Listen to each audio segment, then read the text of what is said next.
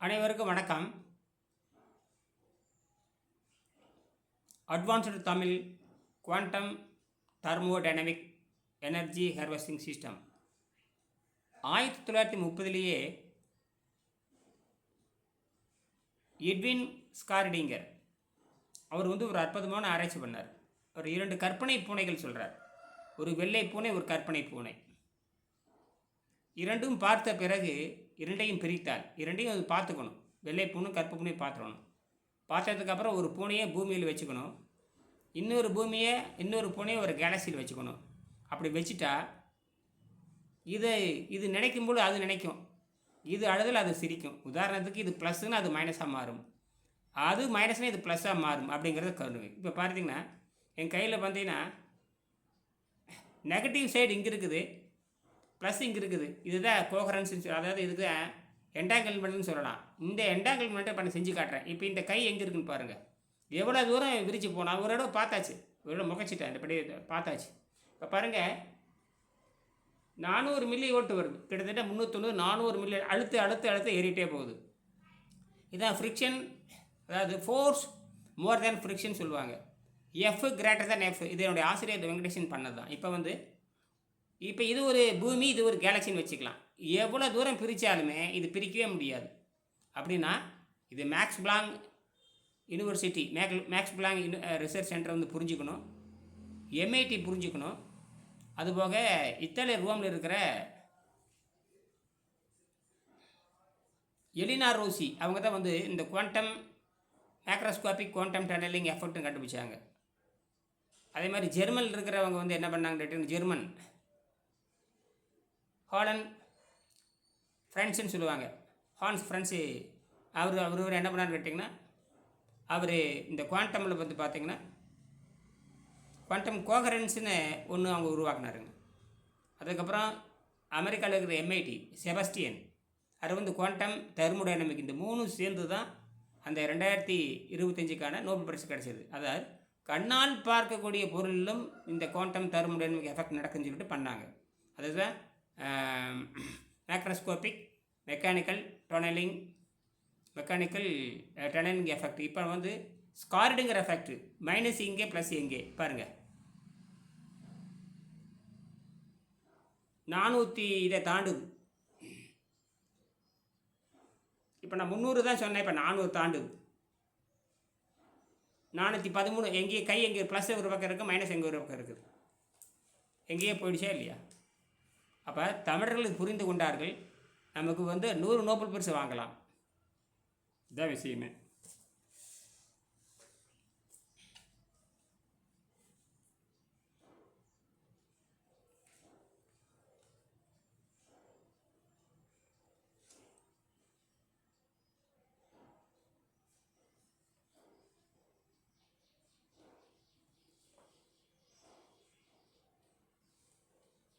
போயிட்டே இருக்குது இது. அப்போ நம்ம மேக்ரோஸ்கோபிக் டனலிங், அதாவது மேக்ரோஸ்கோபிக் குவாண்டம் மெக்கானிக்கல் டனலிங் அடுத்து நான் செய்ய போகிறேன். அது டபுள் டார்க். ஒரு பக்கம் இது டபுள் டார்க்குன்னு சொல்லுவாங்க. அதாவது 2 டார்க்கு, ஒரு பக்கம் டார்க்கு கொடுக்குறோம், அந்த டார்க்கை மல்டி டைமென்ஷனாக மாற்றுறோம், வெவ்வேறு வடிவத்தை மாற்றுறோம்.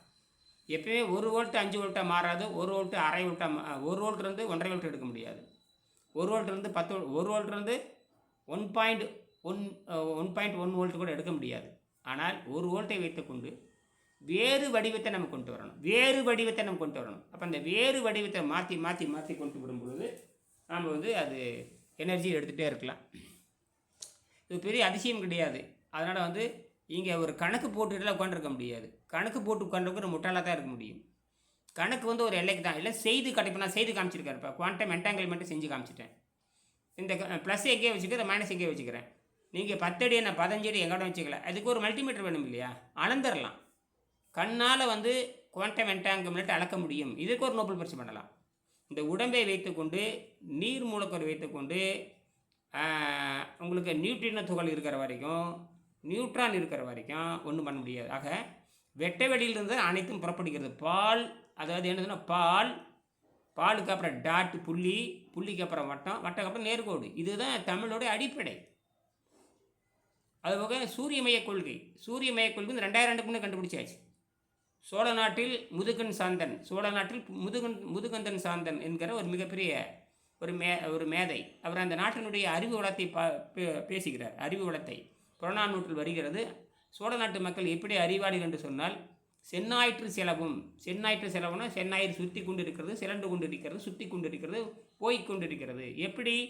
தன்னுடைய ஈர்ப்பு விசையால். செந்நாயிற்று செலவும் அந்நாயிற்று பறிப்பும். அந்த செந்நாயிறுன்னு சிகப்பு சூரியன் அர்த்தம். ரெட் ஜெயண்ட்னு சொல்கிறாங்களே, ரெட் ஜெயண்ட் எப்போவோ பேர் வச்சாச்சு.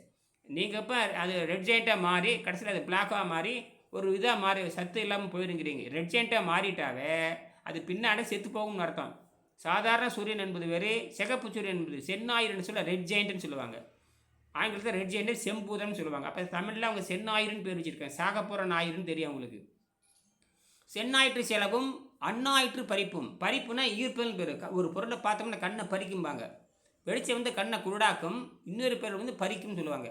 பறிக்கிறதுனா உள்ளே தன்னோக்கி ஒரு பெண்ணை பார்த்தோம்னா ஆண் வந்து பறிப்புக்கிறான். இந்த பருவமடைந்த பெண்கள் வந்து கண்ணை பார்த்தா தன்னை பறிக்கும். பாருங்கள், அந்த கண்ணுக்கு பறிப்புன்னு சொல்லுவாங்க. அந்த கண்ணை பறிப்பை பார்த்தாவே ஆண்கள் மிரண்டு விடுவார்கள்.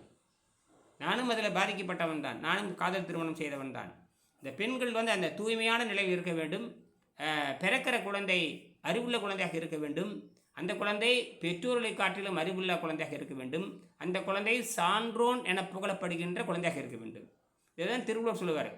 பெருமவற்றில் யாம் அறிவதில்லை, அறிவறிந்த மக்கட் பேர் அல்லவர தம்மினும் தம் மக்கள் அறுவுடைமை மாநிலத்து மன்னுயிர்க்கெல்லாம் இனிது ஈன்ற பொழுதில் பெரிதுவக்கும் தன் மகனை சான்றோன் என கேட்டதாய். இந்த 3க்காக தான் திருமணம் செய்யப்பட வேண்டும்.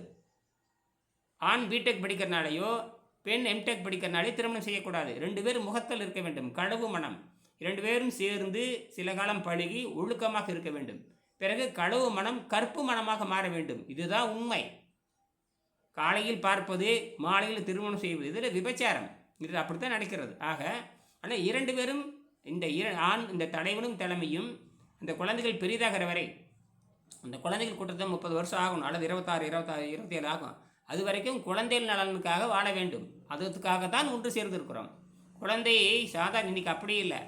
அந்த குழந்தைக்கு 4 வயசு வர்றதுக்குள்ள இங்கே திருமணம் முடிவு. வேறொரு காரணத்துக்காக வேறொரு ஆடவனை நினைப்பது, இங்கொரு பெண்ணை நினைப்பது. எந்த காரணம் இந்த மதத்தின் அடிப்படையில் தான் மனிதன் தீர்மானிக்கப்படுகிறான். ஆனால் ஒழுக்கத்தின் அடிப்படையில் மனிதன் தீர்மானிக்க வேண்டும். தமிழ் மட்டும்தான் தமிழ் பண்பாட்டு அடிப்படைக்குள்ள தீர்மானிக்கிறது. ஒழுக்கத்தில் எல்லா மதங்களும் அழிந்துவிடும். பூமி அழிகிறப்ப மதங்கள் அழிந்துருமே. பூமி அழியத்தான் போகிறது மதங்களே சொல்லுகிறது. பூமி அழியத்தான் போகிறது விஞ்ஞானம் சொல்லுகிறது. இது வரைக்கும் 5 முறை பூமி 5 முறை விண்வெளியில் இருக்கிற கற்களால் பாதிக்கப்பட்டிருக்கிறது. கடைசி பாதிப்பு ஒரு பல ஆயிரம் பணம் கோடி ஆண்டுகளுக்கு முன்பாக டைனோசர் அழிக்கப்பட்டது. அதெல்லாம் மிகப்பெரிய கல். அப்போ மதமே தோன்றவில்லையே. அப்போல்லாம் மதமே கிடையாது. ஒரு 3000 4000 ஆண்டுகளுக்கு மதமே கிடையாது. அதனால தான் தமிழர்களுக்கு மதம் இல்லை. தமிழர்கள் வந்து மொழியினால் கட்டமைக்கப்படுகிறார். அதனால தான் எந்த மதவாதியும் தமிழ்நாட்டில் வேலை செய்ய முடியாது. எல்லா மதவாதிகளும் எல்லா மாநிலத்தையும் வேலை செய்வார்கள் தவறாக.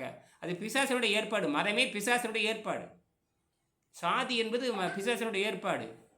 அரசியல் என்பது பிசாசனுடைய ஏற்பாடு. 3மே சாதி அரசியல் மதம் எல்லாம் தீய சக்தியின் வெளிப்பாடு. பண்பாடு என்பது அதுதான் மனிதனுடைய பண்பாடு. இயற்கை சட்டத்தை புரிந்து கொள்ள வேண்டும். ஆணும் பெண்ணும் சந்தித்து நல்ல அறிவியலை உருவாக்க வேண்டும்.